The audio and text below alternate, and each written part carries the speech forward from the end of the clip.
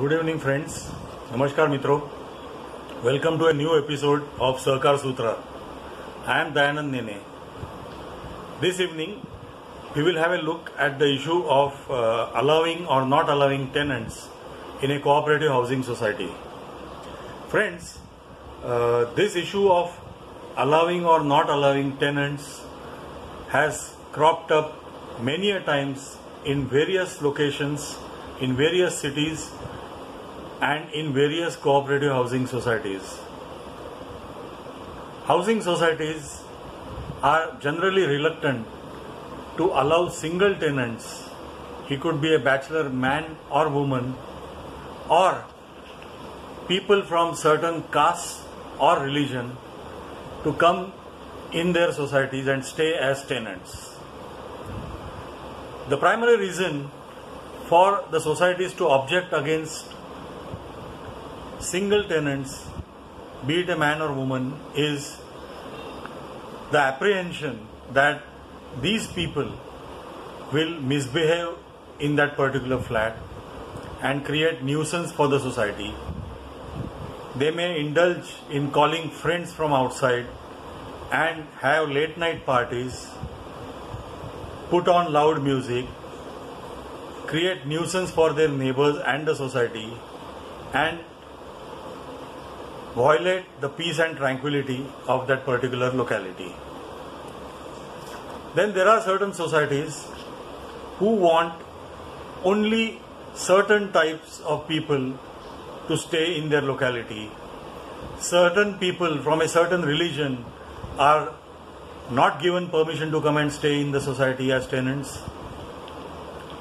Certain people are not allowed because they are non-vegetarians, and the society says that we prefer only vegetarians.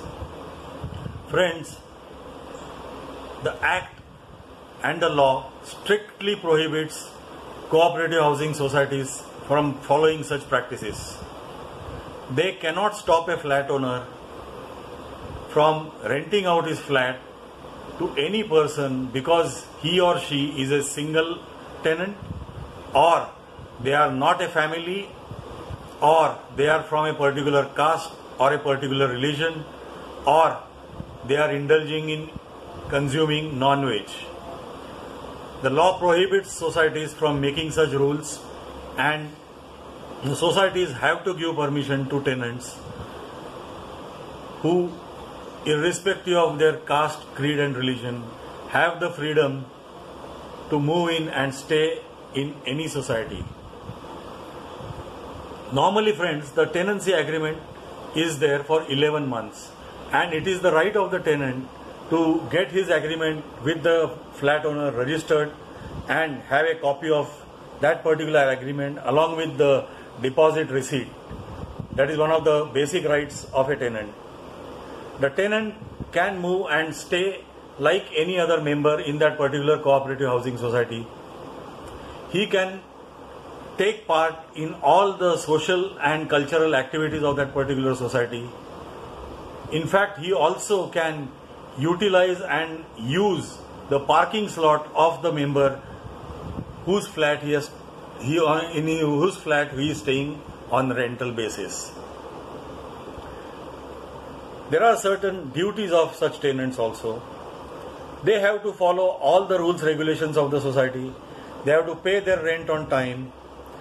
If the maintenance charges is on the head of the tenant, then the tenant should ensure that the maintenance charges of the society are paid to the society every month in time, and they don't default on these payments.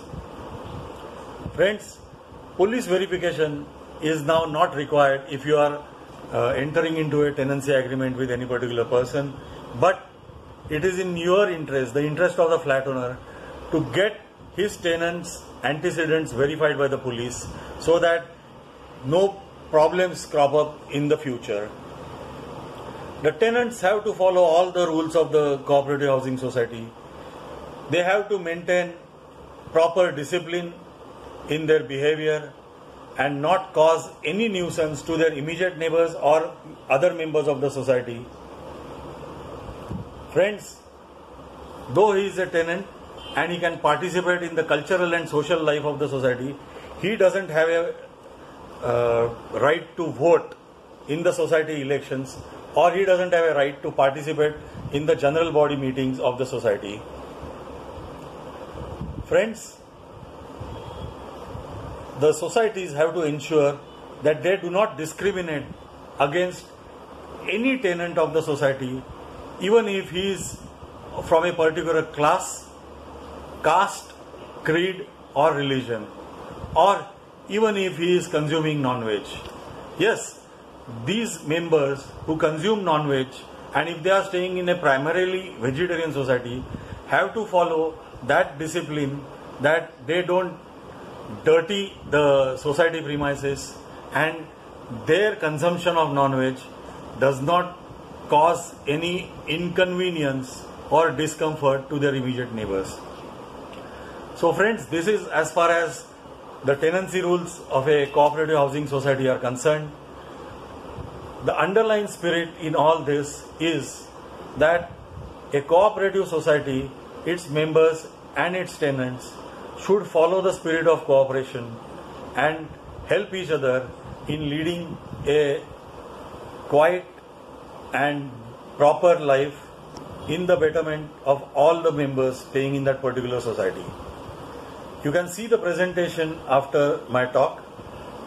It details all the rules, regulations and laws pertaining to the tenants, including the rights, responsibilities and duties of tenants.